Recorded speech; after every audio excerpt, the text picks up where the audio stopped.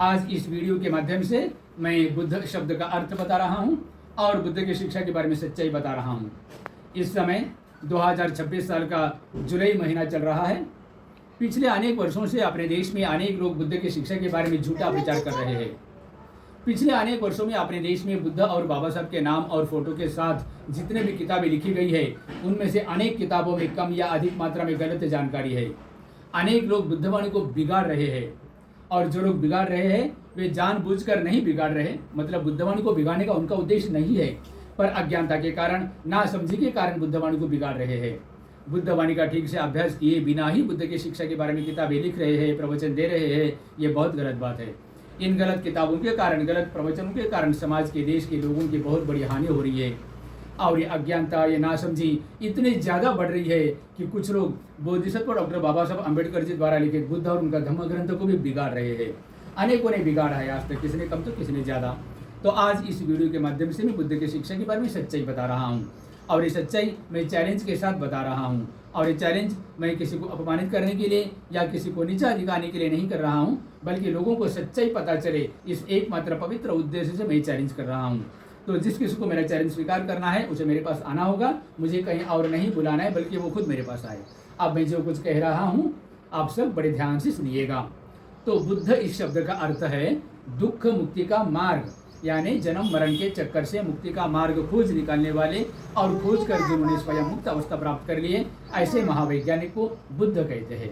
और मुक्ति का मार्ग खोजकर स्वयं भी मुक्त हो गए और अन्य अनेक लोगों को ये विद्या सिखाकर उनके मुक्ति में भी सहायक हो गए, ऐसे महावैज्ञानिक को सम्यक संबुद्ध कहते हैं। लेकिन आज अपने देश में, विशेषकर बौद्ध समाज में पुनर्जन्म नहीं है, ऐसा झूठा प्रचार बहुत जोरों से हो रहा है। तो जो लोग कहते हैं कि पुनर्जन्म नहीं है, उन्हें मैं कह रहा हूँ कि तथागत भगवान सम्यक संबुद्ध और बोधिसत्व डॉक्टर बाबा साहब अम्बेडकर, इन्होंने पुनर्जन्म नहीं है ऐसा कहा। इस बात का सबूत प्रमाण देने वाले सभी लोगों को मेरी ओर से 1-1 लाख रुपए इनाम। बुद्ध ने, बाबा साहब ने पुनर्जन्म नहीं है ऐसा कहा। आज तक किसी का पुनर्जन्म नहीं हुआ, भविष्य में किसी का पुनर्जन्म नहीं होगा, पुनर्जन्म वगैरह कुछ नहीं होता है, ऐसा बुद्ध ने, बाबा साहब ने कहा। ये जो भी कोई साबित करके दिखाएंगे और जितने लोग साबित करके दिखाएंगे पूरी दुनिया भर में से, उन सभी लोगों को मेरी ओर से 1-1 लाख रुपए इनाम। अब बुद्ध ने क्या कहा वो मैं बता रहा हूँ। बुद्ध कहते हैं कि समस्त ब्रह्मांड के सारे प्राणी जन्म मरण के चक्कर में घूम रहे हैं। जैसा कर्म करेंगे वैसा अगला जन्म, जैसा कर्म करेंगे वैसा अगला जन्म, और ये जन्म मरण चालू ही रहता है। जब तक अनंत अवस्था प्राप्त नहीं हो जाती तब तक चालू ही रहता है।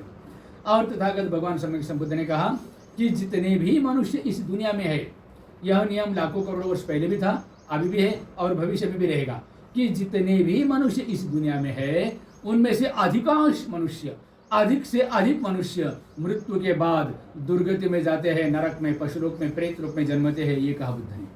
बहुत थोड़े से मनुष्य ऐसे हैं कि मृत्यु के बाद उनका अगला जन्म फिर से मनुष्य लोक में या देवलोक में होता है। देवलोक यानी स्वर्गलोक। उसी प्रकार देवलोक के देवगण भी, देवगण मतलब मनुष्य लोक में रहते समय अनेक सत्कर्म करने के कारण जिनका स्वर्ग में जन्म हुआ, ऐसे प्राणी को देवता कहा जाता है। तो देवलोक के देवगण भी, अधिकांश देवगण मृत्यु के बाद दुर्गति में, नरक में, पशुलोक में, प्रेत लोक में जन्मते। ये कहा बुद्ध ने। बहुत थोड़े से देव ऐसे हैं कि मृत्यु के बाद उनका अगला जन्म फिर से देवलोक में या मनुष्य लोक में होता है। उसी प्रकार दुर्गति के प्राणी भी, यानी जो पहले से दुर्गति में जा चुके हैं, उनमें से भी अधिकांश प्राणी मृत्यु के बाद फिर से दुर्गति में ही जाते हैं।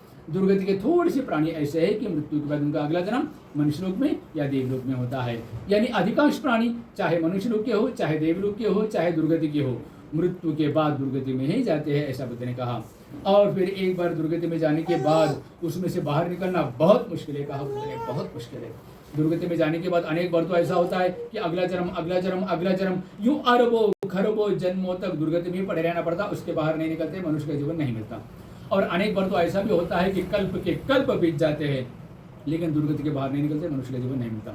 तो इतने लंबे समय के बाद, अरबों खरबों जन्मों के बाद या कई कल्पों के बाद कभी मनुष्य जीवन मिले तो भी मनुष्य जीवन तो कुछ वर्षों का, कुछ वर्ष में मृत्यु और फिर दुर्गति के संभव नहीं जाएगा। और दुर्गति में जाने के बाद फिर अरबों खरबों जन्मों तक या कई कल्पों तक दुर्गति में रहना पड़ सकता है। इतने लंबे समय के बाद कभी मनुष्य जीवन मिले तो भी मनुष्य जीवन तो कुछ वर्षों का, कुछ वर्षों में मृत्यु और फिर दुर्गति के संभव नहीं जाएगा। तो यही चक्कर ज्यादातर चलता रहता है।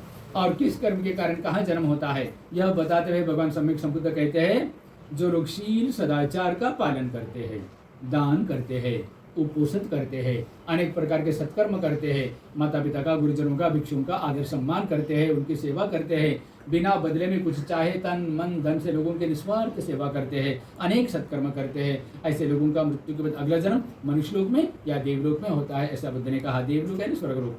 और जो लोग शील सदाचार का पालन, दान, उपोषण, अनेक सत्कर्म के साथ साथ ध्यान साधना और मंगल मैत्री में भी पुष्ट होते हैं, ऐसे लोगों का मृत्यु के बाद अगला जन्म देवलोक में या ब्रह्मलोक में होता है, ऐसा बुद्ध ने कहा। और जो लोग दुष्कर्म करते हैं, हत्या करते हैं, चोरी करते हैं, भ्रष्टाचार करते हैं, व्यभिचार करते हैं, झूठ बोलते हैं, मादक पदार्थों का सेवन करते हैं, माता पिता का, गुरुजनों का, भिक्षुओं का अनादर अपमान करते हैं, उन्हें कष्ट देते हैं, दुख देते हैं, या और भी किसी प्रकार के अकुशल कर्म करते हैं, तो ऐसे लोगों का मृत्यु के बाद अगला जन्म दुर्गति में होता है, नरक में, पशुलोक में, प्रेतलोक में होता है, ऐसा बुद्ध ने कहा। और ये जो आर्य अष्टांगिक मार्ग है, भगवान बुद्ध का सिखाया हुआ है, अष्टांगिक मार्ग जन्म मरण के चक्कर से मुक्ति का मार्ग है। इस अष्टांगिक मार्ग में 100% परिपुष्ट व्यक्ति को अरहंत कहते हैं। अरहंत यानी जो जन्म मरण के चक्कर से पूरी तरह मुक्त हो गया, उसका अगला जन्म ही नहीं है, यही उसका अंतिम जीवन है, इसके बाद उसका अगला जन्म नहीं है, उसे अरहंत कहते हैं। लेकिन इस अष्टांगिक मार्ग में 1% भी परिपुष्ट होता है तो उसकी भी दुर्गति को जाने की संभावना बहुत कम है।